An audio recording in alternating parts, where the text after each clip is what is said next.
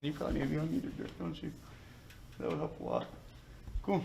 Coach K, welcome to media. We'll start in the room, jump to Zoom afterwards. Brad, you want to start us off? Yeah, we saw Jalen out there doing some stuff with the low minutes guys. Where would you say he stands right now? We'll see how he feels. I thought he did great playing, so we'll see how he feels tomorrow. See if he can go. And I also wanted to follow up, you were talking about checking off boxes, centers playing. You want to check and see how guys fit in. Yeah. How much of when you're figuring out Maxi stuff, is there a minutes guideline that you're also working in? I mean, in past years they've done that with him. This year he says there's not really a minutes cap on what he's trying to do.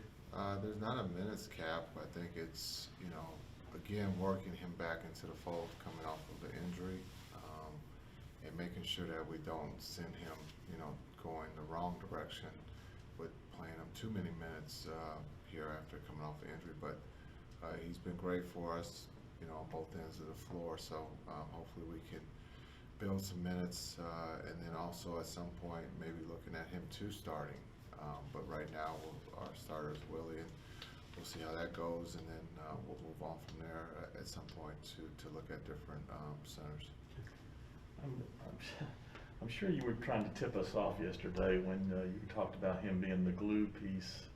Are you familiar with what his last name translates into to German? I'm gonna take a guess. Glue? Yeah.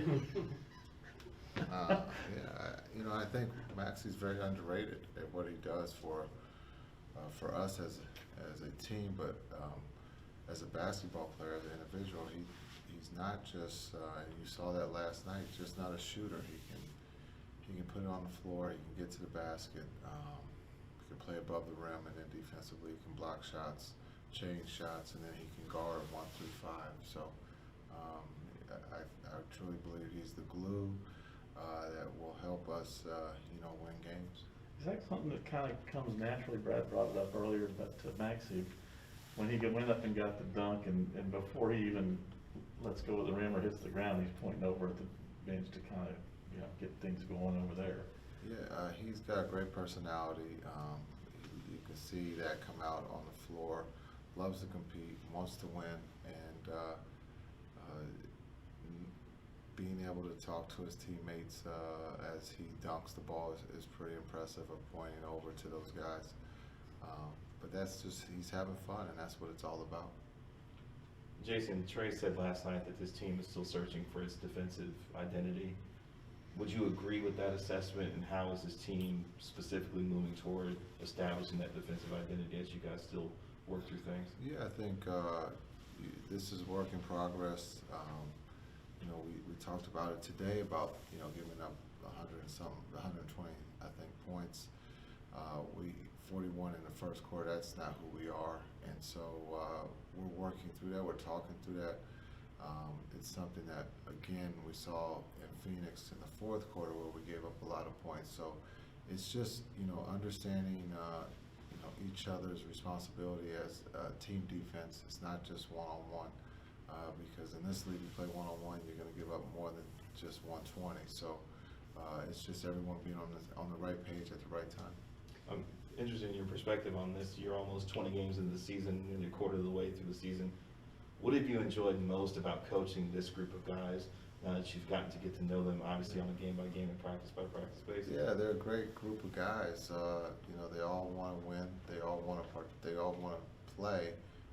But even the guys who haven't played, heavy minutes have done their work, and they're great to talk to. And so a lot of personality in that locker room, not just Luka and KP and Maxi, but you got other guys that have personalities too, and it's been great to be around. One question I get a lot from fans through social media is, well, you're trying these centers, why not Moses? And my response is, well, we're not in practice, so guys have to earn playing time. Where would you say he is? You've said in the past he's a hard worker. Yeah, he could get a chance. I think for fans or for anybody, there's if they look at our roster, we have quite a few centers. So there's a committee of centers and at some point, maybe he has the opportunity to play. All right, we've got two on Zoom real quick. So Jess, go ahead. Hey, Coach. I'm doing a feature on assistant coaches, and I just want to know what your thoughts are on Jared Dudley and his transition into his first year coaching. Yeah, I think Duds has done a great job.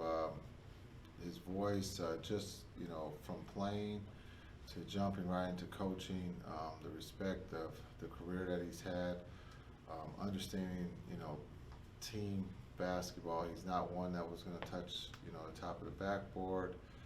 Works extremely hard, super positive, and just is very honest with the players. And I think he's done a great job. And then also he's another guy who can get on the floor and play, and he, you know, loves to talk. And you know, today he's talking during the scrimmage or the play, and then afterwards talks to them as a whole. And I think they respect that, and we're lucky to have him. Mike, go ahead. Hey, Jason. Recently, we've seen Trey Burke get some more minutes with Jalen out, and kind of seems like he's almost in a similar role that Boban has, where, you know, you sit several games and then come in and produce for you. Is it harder for a guard to be in that situation compared to a big man? That's a great question, Mike. I've never been in that situation, so it might be for Trey to answer. It might be harder for any player to, you know, have to wait, you know, 3 or 4 games and then get an opportunity. And that's going to be an issue, not, you know, at some point when we are fully healthy, someone's not playing. And so I think that's just a numbers game.